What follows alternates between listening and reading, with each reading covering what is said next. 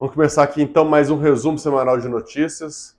Nessa semana, uma semana não muito movimentada em termos de mercado, mas muito movimentada em termos políticos. Vamos falar bastante disso, né, do que aconteceu aí nessas eleições de domingo e vamos nos preparar aí para um cenário de novas eleições no final do mês, de segundo turno.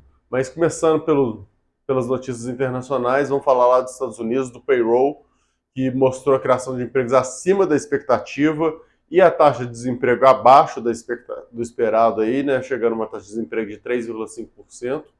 Né, não foi uma criação muito acima e também não foi uma taxa de desemprego muito abaixo, né, o desemprego era em 3,7%, mas é um resultado importante que mostra uma estabilização aí para os Estados Unidos em termos de emprego. Eles ainda precisam estabilizar aí a questão da inflação deles, que anda um pouco complicado. Falando em inflação, a gente traz aqui a OCDE, que trouxe a taxa anual de inflação do consumidor dos países pertencentes à OCDE acelerando em agosto para 10,3%, né? Então, mostrando aí que um nível mais alto aí de inflação para todos os países que compõem a OCDE.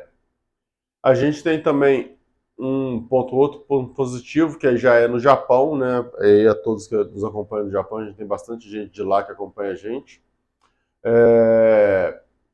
O Japão ele teve o rate dele reafirmado em classificação A, né, pela Fitch, e aí muito importante isso, mantendo uma perspectiva estável, apesar de todo esse cenário aí.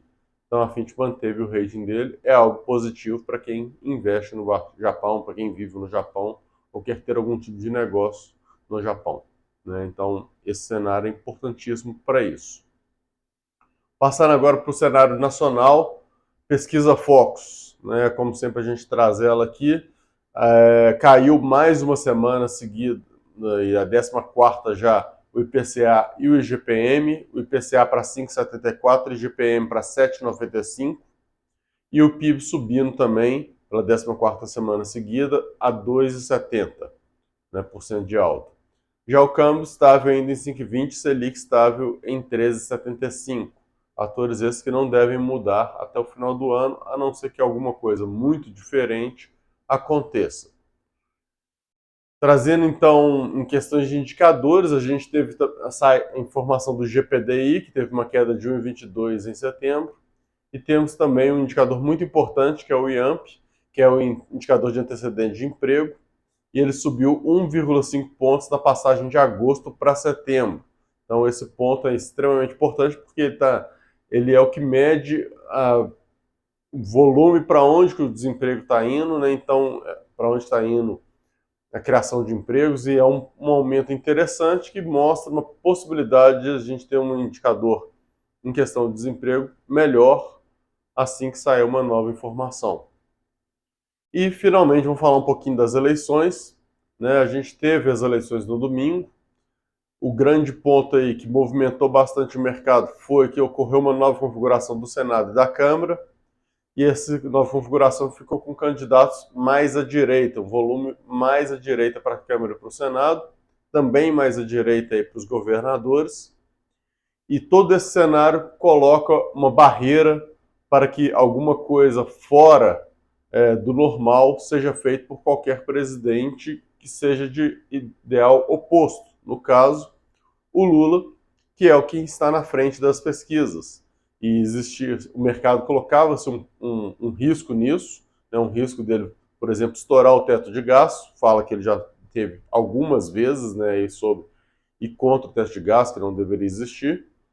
E esse risco com o Senado e a Câmara mais à direita diminui, pois uma vez qualquer tentativa de movimentação muito fora da curva, com certeza deve acabar sendo barrada. E isso gerou um pouco mais de tranquilidade. Além disso, né, o percentual de diferença entre o Bolsonaro e o Lula ficou em torno de 5%, né, muito menor do que o que estava previsto nas pesquisas, dando muito mais tranquilidade aí para o mercado de que a situação ainda não está definida e que, ainda que seja definida em favor do Lula, o mercado vai ter a segurança da Câmara e do Senado num pensamento um pouco mais liberal.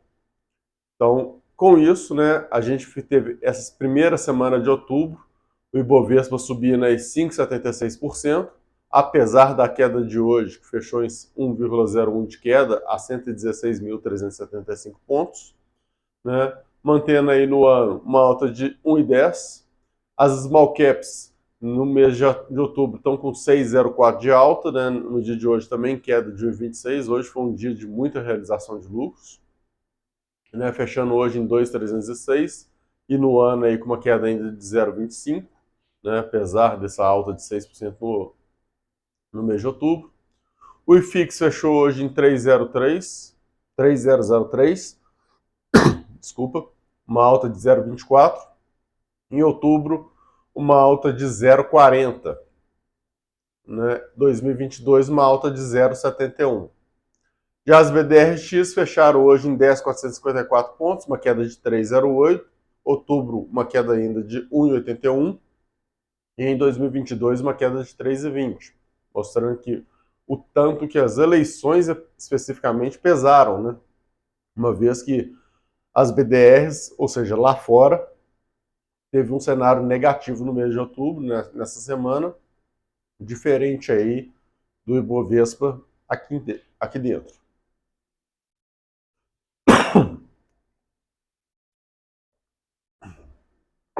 Peço desculpas aí, pessoal, a gripe tá pegando, então dá umas engasgadas. Mas vamos lá. Como sempre, a gente não faz corte para poder ficar o mais completo possível. O dólar Petax subiu hoje um pouquinho, a 0,41, né? E o 0,41% de alta. Em outubro a gente está ainda com uma queda, teve uma queda de 3,40. 2022 continua com uma queda de 0,64.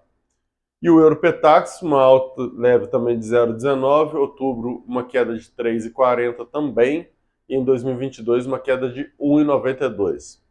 Então, novamente, né, o que aconteceu essa semana foi nada mais do que a configuração do Senado e da Câmara, tá? Que mudou em relação às perspectivas anteriores, mostrando, dando mais tranquilidade para o mercado, absorvendo aí um cenário atual. Ou seja, antes precificava-se um Congresso e um Senado mais à esquerda, com o Lula presidente. Hoje ainda é precificado o Lula ganhando, porém, como o Câmara e Senado estão aí, mais à direita, está sendo precificada agora essa informação. Claro que a gente tem que aguardar o que vai acontecer. Muita coisa pode acontecer ao longo dessa jornada aí de eleições e, principalmente, muita coisa vai acontecer após as eleições, que a gente vai ter que acompanhar todos os movimentos, né? Ou seja, esse fator específico que está precificado nesse momento ainda vai ser novamente precificado pelo mercado a qualquer momento, qualquer mudança de informação. E isso aí que a gente vai ter que acompanhar para definir quando é o momento ideal de comprar, quando é o momento ideal de vender, seja a ação A ou a ação B, tá, pessoal? Então aqui não estou dando uma recomendação, estou trazendo apenas os fatos de mercado. Falando agora especificamente, então, já que a gente falou de fatos de mercado, falar dos fatos relevantes de mercado, ou seja, aquilo específico de algumas empresas. Né? Então vamos começar falando do Twitter, já que é uma empresa internacional, mas ela tem BDRs aqui, né? O Twitter ele entrou numa disputa com o Musk em relação à compra dele, que a gente já falou lá atrás. Essa disputa tem evoluído a cada dia que passa, voltou agora o assunto. E apesar de que estava programado aí um desfecho um pouco mais rápido, acabou que essa disputa judicial foi adiada para o dia 28, porque o Musk está tentando entrar ali com o Twitter numa negociação, um acerto novo de preço, para tentar efetivamente concluir o negócio de uma maneira que ele entenda que seja adequada. Isso ainda vai ter muita coisa para ser discutido e a gente vai ter que aguardar aí o desfecho, provavelmente só o desfecho judicial. Cosan, informação recente de hoje, quentinha, a Cosan anunciou a compra de 4,9% da Vale, né, e que o percentual deve chegar a 6,5%. Isso aí é uma informação importante e mexe com duas grandes empresas. Né? O fato para a Vale é menos pesado, apesar de que a Cosan vai entrar lá e tentar chegar no conselho de administração de alguma forma. né? Então tem esse ponto para a gente observar. Mas para a Cosan é um novo investimento para ela, uma diversificação, mais um setor que ela entra, e é algo que a gente tem que acompanhar. As ações da Cosan despencaram no dia de hoje, as da Vale chegaram a subir bastante, né, e depois voltaram. A gente teve um pico de volume no dia, né, mas acabaram voltando e fechando aí em queda no dia de hoje também. Petrobras, informação importante que tem é a OPEP que cortou a produção de petróleo, né? Isso aí, ou seja, vai reduzir a oferta necessariamente aumenta a demanda, necessariamente mantendo a demanda, aumenta o preço e, consequentemente, né, se o preço do petróleo sobe, o preço do combustível aqui no Brasil sobe, inflação. Esse é o grande ponto. Porém, né, a gente aí está na questão de quanto que pode a OPEP ainda aumentar antes da Petrobras repassar esse custo e se o governo vai ter forças ou não para poder segurar esse aumento antes de outubro, caso ele seja necessário. Esse tipo de informação gerou algumas especulações quanto a esse assunto e, consequentemente, a Petrobras sofre com isso, né? Aliado a todo o momento do mercado do dia de hoje. Então vamos aguardar, vamos ver o que vai acontecer, mas é uma informação que gera um pouco de atrito, né? A Petrobras é a única do mundo que, se o petróleo sobe, as ações sofrem, né? Justamente por causa das intervenções estatais. E por fim, trazer aqui para vocês a Rumo, né? Ela aprovou um dividendos de 30 centavos aí por ação AN, 36 por ação PN, PNA e 33 por ação PNB, né, com pagamento até 30 de novembro, e ficou ex essa semana, no dia 4 ela já estava ex, né? Então, informação aí para quem é investidor de Rumo, fica atento que vai pingar um dinheirinho aí na conta, e é interessante. E, obviamente, né, quem quer investir na Rumo, já entenda que a empresa já está ex-dividendos, mas leve em consideração esse histórico para poder tomar sua decisão, se vale ou não a pena de acordo com o preço atual dela. É sempre bom reforçar isso, que a gente olha uma empresa de acordo com o valor que ela está hoje e os fundamentos que elas indicam ali em relação a esse valor, né? Não é simplesmente, essa empresa pagou muitos dividendos, mas se ela subiu muito de preço, aquele tanto de dividendos que ela pagou mesmo, que ela paga igual, agora vai ser representar um percentual pequeno.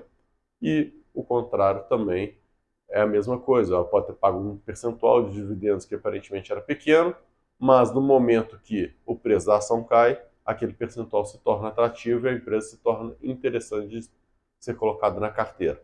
Esses movimentos são movimentos naturais que você deve avaliar caso a caso, momento a momento, e obviamente revisar essas tomadas de decisões de tempos em tempos para saber se ainda vale a pena ou não manter o investimento daquela maneira.